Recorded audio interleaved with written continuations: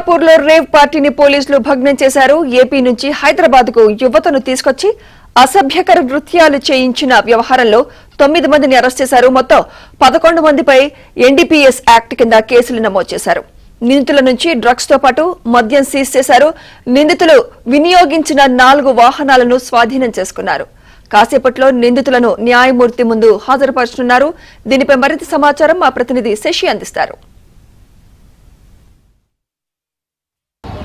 కొండాపూర్లో rave పార్టీని భగ్నం చేశారు ఎక్సైజ్ ఎస్టీఎఫ్ పోలీసులు. 9 మంది నిందితులను అదుపులోకి తీసుకుని షేర్లింగపల్లి ఎక్సైజ్ పోలీసులకు అప్పగించారు. ఇప్పటికే ఈ కేసులో డ్రగ్స్, ఆ తర్వాత ఎండు గంజాయిని సీజ్ చేయడంతో పాటు 4 వాహనాలను ఎక్సైజ్ పోలీసులు సీజ్ చేశారు. అయితే ప్రస్తుతం సీజ్ చేసినటువంటి వాహనం ఇది. ఫార్చునర్ వాహనంతో పాటు మరొక ఫోర్డ్ వెహికల్ కూడా ఎక్సైజ్ పోలీసులు సీజ్ చేశారు. మరొక 2 ద్విచక్ర వాహనాలను కూడా సీజ్ చేసి షేర్లింగపల్లి ఎక్సైజ్ పోలీస్ స్టేషన్కు తరలించారు. అయితే ప్రధానంగా అశోక్ కుమార్ అనేటువంటి వ్యక్తి ఈ రేవ్ పార్టీలో కీలకంగా వ్యవహరించారు. సో అతనికి సంబంధించినటువంటి వాహనంగా ఇప్పటికే ఎక్సైజ్ పోలీసులు చెప్తూ ఉన్నారు. ఇక ఎక్సైజ్ పోలీసులు దర్యాప్తులో ఈ వాహనాన్ని అశోక్ కుమార్ డ్రైవ్ చేసినట్టుగా తెలుస్తుంది. విజయవాడకు సంబంధించినటువంటి అశోక్ కుమార్ డ్రగ్ ఫెడ్లర్ గా ఉంటూ ఉన్నారు. మరోవైపు ఈ డ్రగ్స్ పార్టీలను ఏర్పాటు చేసేటట్లు కీలకంగా ఉన్నాడంటూ కూడా ఇప్పటికే ఎక్సైజ్ పోలీసులు గుర్తించారు. మరోవైపు ఈ కేసులో రాహుల్ అనేటటువంటి వ్యక్తి కూడా కీలకంగా ఉన్నారు. Rahul drug fiddler. ఇతను డార్క్ వెబ్ ద్వారా డ్రగ్స్ కి సంబంధించినటువంటి ఆర్డర్లను సేకరించి అనంతరం వారికి డ్రగ్స్ సప్లై చేసేవాడంటూ కూడా ఇప్పటికే ఎక్సైజ్ పోలీసుల దర్యాప్తులో వెల్లడైంది. మొత్తం 9 మంది ఈ కేసులో నిందితులుగా ఉన్నారు. వీరంతా కూడా విజయవాడ, మంగళగిరి, ఆ తర్వాత రాజమండ్రి, కాకినాడ తదితర ప్రాంతాలకు సంబంధించినటువంటి వ్యక్తులుగా ఇప్పటికే పోలీసులు గుర్తించడం కూడా జరిగింది. అయితే ఇక్కడ కొండాపూర్లోని ఎస్వి నిలయం అనే ఒక సర్వీస్ అపార్ట్మెంట్లో రాత్రి వీరంతా కూడా రేవ్ పార్టీ నిర్వహిస్తూ ఉన్నారు. ఈ రేవ్ పార్టీలో భాగంగా అప్పటికే ఎండు గంజాయితో పాటు ఇక డ్రగ్స్, ఇక మిగతా 2-3 రకాల డ్రగ్స్ను కూడా వారు సేవిస్తూ ఉన్నారు. సో ఇదే సమయంలో ఎక్సైజ్ పోలీసులకు సమాచారం అందడంతో మెరుపు దాడులు నిర్వహించారు.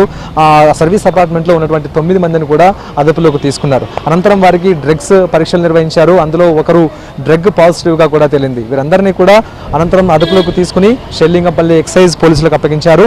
ఈ 9 మంది కూడా ఎన్డీపీఎస్ యాక్ట్ కింద కేసు నమోదు చేసి ప్రస్తుతం రిమాండ్కి తరలించేటటువంటి ప్రక్రియను షేర్లింగపల్లి ఎక్సైజ్ పోలీసులు చేస్తూ ఉన్నారు. మొత్తం 11 మందిలో 2 అబ్స్కాండ్ అయితే 9 మంది పోలీసులకు పట్టుబడ్డారు.